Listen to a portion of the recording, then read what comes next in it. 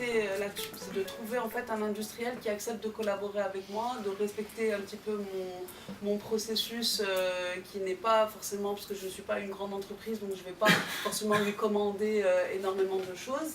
Et ça a été la première victoire. C'est-à-dire déjà de mettre en place un partenariat avec un industriel qui accepte, qui respecte déjà mon travail, qui accepte de réaliser donc, ma production. Au début, pour moi, c'était difficile d'expliquer au Malem ce que je fais. Il était un peu têtu et avec le résultat que j'ai fait, c'est mon premier prototype, et là a changé d'opinion, surtout lorsqu'il a vu la réaction des autres gens devant le produit. Donc c'est la preuve par la réussite en fait. Ouais. Une fois que le produit est sorti, tu trouves que l'entrepreneur, il appelle aujourd'hui le rêve, il appelle ça le business plan. Quand on te demande de dresser un business plan, on te demande d'avoir une vision réelle sur ce qui t'entoure et on de la traduire en chiffres. Mais c'est toujours un rêve parce que c'est une projection. Donc un business plan, c'est j'espère, en fonction de ce que je vois, de ce qui m'entoure, de ce que je suis, de mes opportunités, je pense que je serai là. Et si tu arrives à traduire ce que tu imagines comme ton premier design, en disant moi, dans 10 ans, j'aimerais designer ça, et il faut que je passe par ça pour arriver là. Et si jamais j'arrive là, tu as été le premier à me faire confiance, on sera ensemble quand je serai là. Maintenant, j'ai la chance d'avoir un petit réseau d'artistes, de collectionneurs, etc. Donc j'ai pu vendre quelques pièces à certaines personnes, mais on ne peut pas dire que je suis encore vraiment une structure commerciale viable à ce niveau-là. Et là, je suis justement dans une phase dans l'histoire de mon entreprise, en tout cas de mon projet de mobilier, où il va falloir justement switcher vers une partie qui soit véritablement commerciale, avec tout le process qui soit bien intégré. Les expositions, j'ai pas encore des points de vente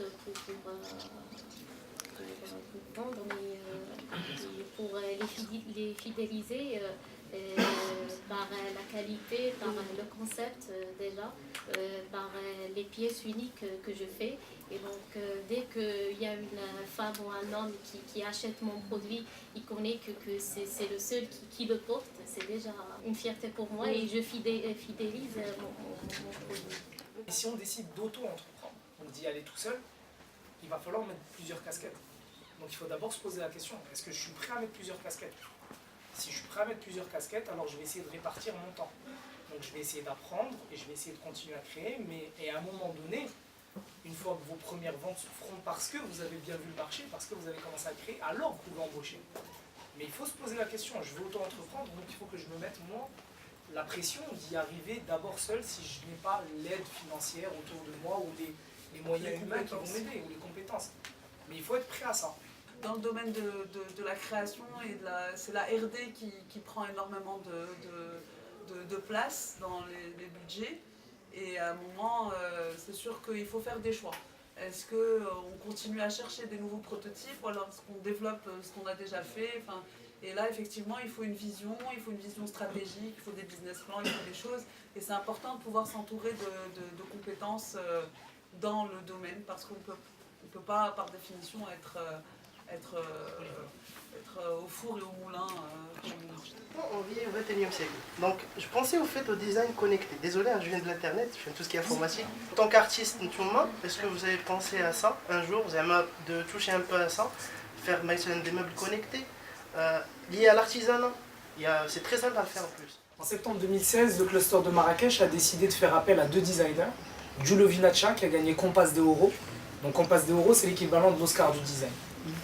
Et Hicham Hlou, que vous connaissez peut-être. Et on a fait appel à ces 2 personnes pour collaborer avec des entreprises de notre cluster, 8 exactement, pour créer les objets de demain. Donc on a créé un workshop design qui s'appelait Redesigning the Future. Et on a fait appel à des ingénieurs, comme toi peut-être, je ne sais pas si tu l'es, mais à des ingénieurs qui sont venus avec ces fameuses puces. Et on est sorti avec du produit connecté. Donc Il y a 40 ans, 50 ans, des gens ont créé un cluster qui s'appelle la Silicon Valley. Je voudrais revenir au témoignage de monsieur.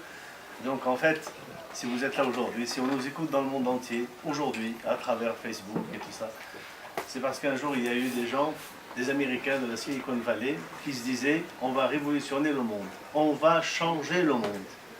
Un de ces jeunes, il s'appelle Bill Gates, il s'appelle Steve Jobs, etc. et d'autres encore. Ces gens-là se sont réunis et se sont dit on va créer une association non capitalistique. Tu as oublié peut-être de le dire tout à l'heure. Donc le cluster n'est pas une association capitalistique, c'est-à-dire on ne mélange pas chacun ses sous, mais ensemble, et parce que nous sommes ensemble, et uniquement parce que nous sommes ensemble, que nous avons la possibilité de changer le monde. C'est quoi changer le monde? C'est-à-dire, ces gens-là imaginaient de créer le monde numérique que nous connaissons aujourd'hui. Le cluster, si on le développe comme il faut, c'est vraiment quelque chose c'est une force extraordinaire. Faites le parallèle avec ce que je viens de dire, vous verrez qu'on peut aller très. Le design marocain a les potentialités d'aller très loin. Donc maintenant, si je puis me permettre, le seul conseil que je donnerais à quelqu'un, je dirais, qui est entrepreneur dans ce registre-là, dans le registre donc design des industries créatives, est le suivant.